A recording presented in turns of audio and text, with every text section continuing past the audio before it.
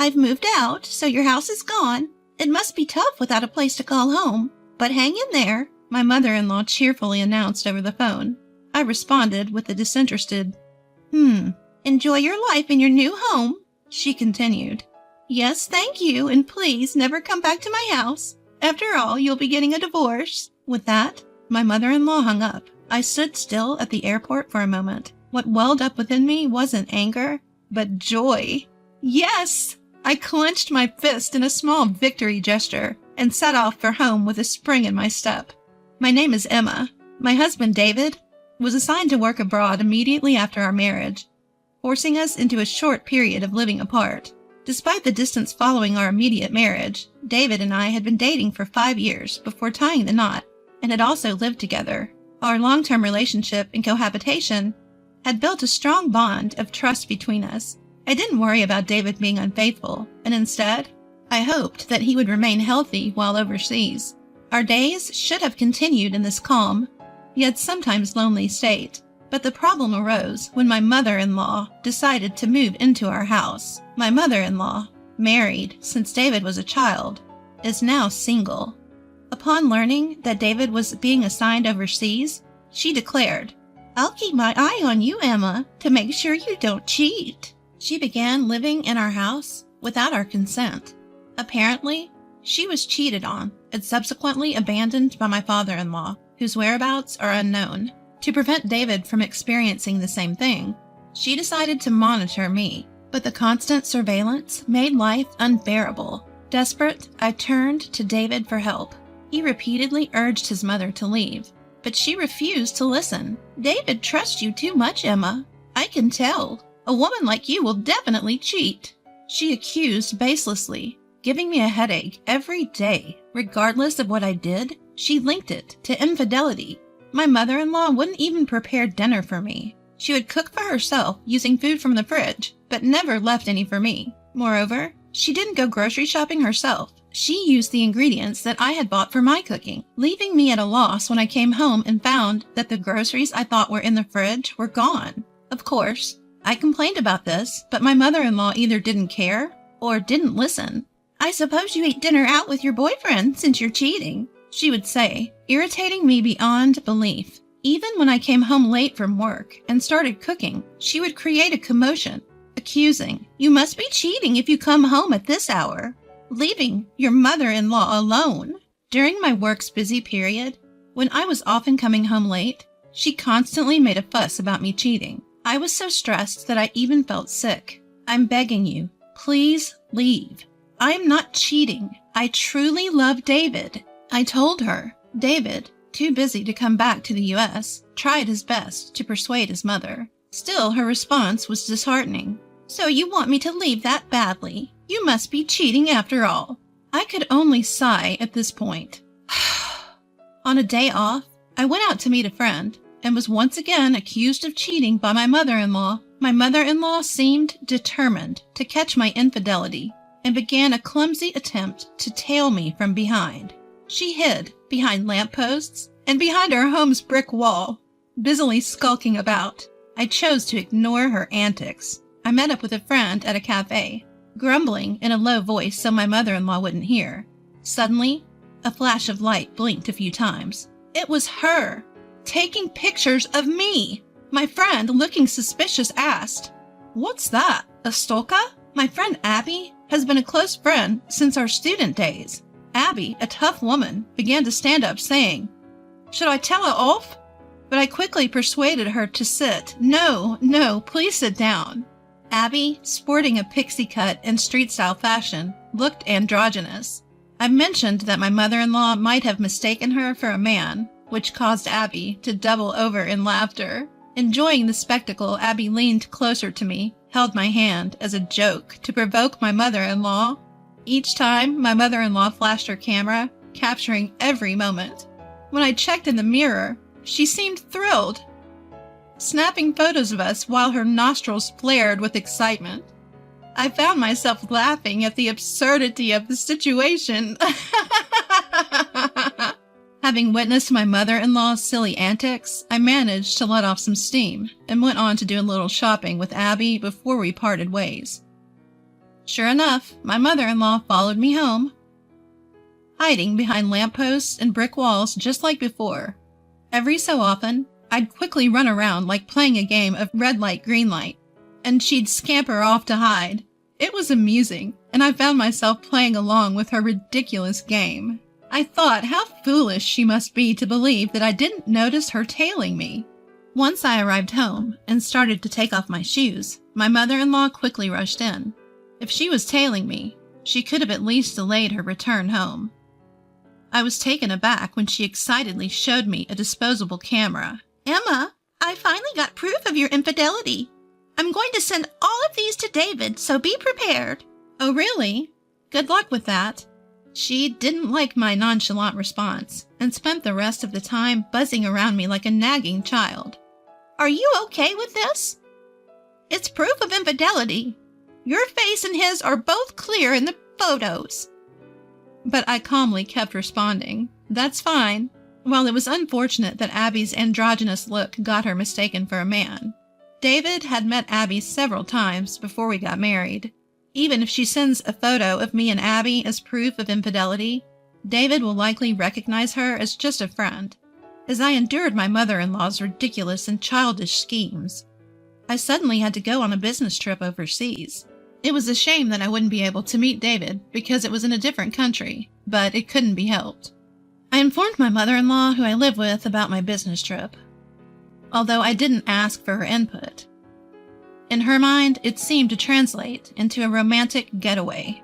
While I was preparing for my business trip, my mother-in-law smirked and said, "It'll be a big problem if you come back pregnant from your romantic getaway. David hasn't seen you in a while, so it won't be easy to pretend that the baby is his." Her distasteful imagination made it pointless to argue back. I responded nonchalantly, "Yes, indeed, but it's a business trip, not a romantic getaway," and I left for my trip. My business trip was busy and hectic, and the days flew by in a whirl. When I finally returned to the U.S., I was exhausted. My boss, who had also joined the trip, seemed worn out as well and left for home. I had planned to buy some duty-free sweets before going home, so I took a break on a bench. At that moment, my phone rang. It was a call from Abby, and she told me something surprising. Emma, welcome back. There's something I need to tell you. Your mom came to the company our family runs." "What?" The company run by Abby's family isn't the type that ordinary people visit. When I learned that my mother-in-law had gone there, I felt my blood boiling. Abby told me how she handled my mother-in-law and asked me if she went overboard. I replied no, I think it was just right. After laughing and ending the call with Abby, it was just about time to leave when I got another call from my mother-in-law. "Emma, you should be back from your trip now. Did you enjoy your affair trip?" It wasn't an affair trip, and I didn't particularly enjoy it because I went there for work. "Well, I've already sent David the evidence photos." I simply responded with, "I see," to my mother-in-law, who seemed pleased with herself. Ignoring my indifference, she just kept on talking. "Actually, I moved, so your house is no longer there.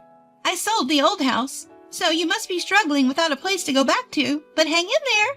I gave an uninterested "huh" to my mother-in-law, who happily laughed as she said this. "Enjoy your life in your new house." "Thank you, and please never come back to our house. After all, you're going to be divorced soon." I stood in the airport for a while after my mother-in-law hung up. What gradually filled my heart was not anger, but joy. I did it! I made a little fist pump and started my journey home with a light step. Of course, I was returning to the house my mother-in-law said she had sold. The furniture was probably taken out by my mother-in-law. Although a lot of things were gone, I accepted it as a severance fee. I immediately called a locksmith to replace the front door lock, so that my mother-in-law could not get in even if she returned. Then, I laid down in the living room, comfortably, celebrating the freedom I had finally attained. I made another fist pump inside the house, shouting, "I did it!" The next day, I got a call from my mother-in-law. "What's wrong?" I asked her, maliciously, as she spoke in a flustered manner.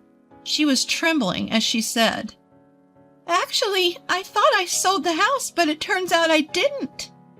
It seems I borrowed money without realizing it. Debt collectors are coming and it's really scary." That must be terrifying, because the company she unknowingly visited, thinking it was Abby's parents, was on the surface a real estate company, but its hidden side was a loan sharking business. According to Abby, they had told her repeatedly that the house couldn't be sold. The house was in David's name, so she couldn't just sell it on her own. Having been turned down by all the real estate agencies she went to, she ended up at the company Abby's parents ran. To her desperate plea to sell the house, they gave her a promissory note for a large amount of debt to sign. But she thought she was selling the house and signed it without reading the content. The document seemed to obligate her to repay $1,000 every day. She managed to pay off the debt collectors for today, but she doesn't have the means to prepare $1,000 every day from tomorrow on, so she came crying to me. "Please, Emma, you have to help me. The debt collectors are pounding at my door from dawn. It's terrifying. I can't sleep well, and I don't have much money. I used the money I borrowed to buy a new house, so I don't even have any savings left. I know what. Please, transfer $10,000 to my account every week until I've paid off the debt." Do you think there will ever come a day when you can pay off the company's debt? I don't think it will. Even if you combine my income with David's, it's impossible to transfer $10,000 every week. I'm sorry, but your only choice is to work hard and earn it yourself. What? As if there's a day job out there where I can earn $1,000 every day. Well, why don't you try talking to the company you borrowed money from? They might be able to introduce you to a good job. I meant it as a joke. But my confused mother-in-law said, "Really? Then I'll go and see." And she hung up the phone. I thought to myself, oh dear. There was no stopping my mother-in-law now. I heard from Abby later that my mother-in-law suddenly showed up at the company and said, "I have no choice but to work because I have no money. Is there a simple and easy job where I can earn more than $1,000 a day?" Abby and her team did find my mother-in-law a job, a company where many people sleep in dilapidated shacks that serve as employee dormitories. In that company, they work tirelessly day and night, doing quite a bit of physical labor. Even elderly people are made to work relentlessly, so my mother-in-law seems to be working herself to the bone. The dormitory for the workplace is inside a network lined with barbed wire, reminiscent of a prison, and the employees are blindfolded and transported to and from work in a van, so they are forced to work without even knowing where they are. She'll be free once she can pay off the debt. That is, if the day ever comes. Abby, who said this with a smile, is a dear friend of mine, but I hope she'll forgive me for feeling a little scared. Several weeks after my mother-in-law disappeared, David's overseas assignment ended, and he returned home. When I told David what had happened, he only said, "There's nothing we can do about my mom. All we can do is wish her a long life from afar." It seems David never really liked his incomprehensible mother from when he was a child. He tolerated her because she was his mother, but it seemed that David had completely lost patience with his mother, who continued to suspect me, his wife, of infidelity. When I asked David if he had received the so-called evidence photos of my infidelity, he said, "Oh yeah," as if he had just remembered, and handed me a photo from his bag. "That's Abby, right? I have no idea why she would assume this was proof of infidelity. I actually had a huge fight with my mom over the phone. I told her I would cut ties if she kept suspecting you, Emma, but she just wouldn't listen, and it really annoyed me. But I thought this was a good picture, so I brought it home." True, my mother-in-law might have had a knack for photography. What a waste.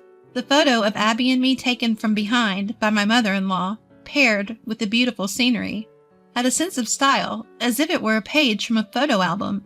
It was kind of funny how Abby was playfully making a peace sign behind her back. It was just so Abby. We owe Abby a lot.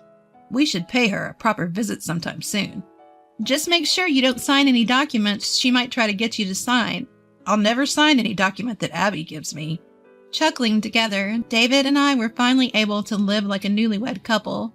We had no idea what happened to my mother-in-law afterwards, but she's probably still doing hard labor somewhere in the States. We felt like we could find out where she was if we asked Abby, but neither David or I had any desire to track down my mother-in-law. David and I continued to live happily together, and I gave birth to our first child. We are enjoying our blissful days.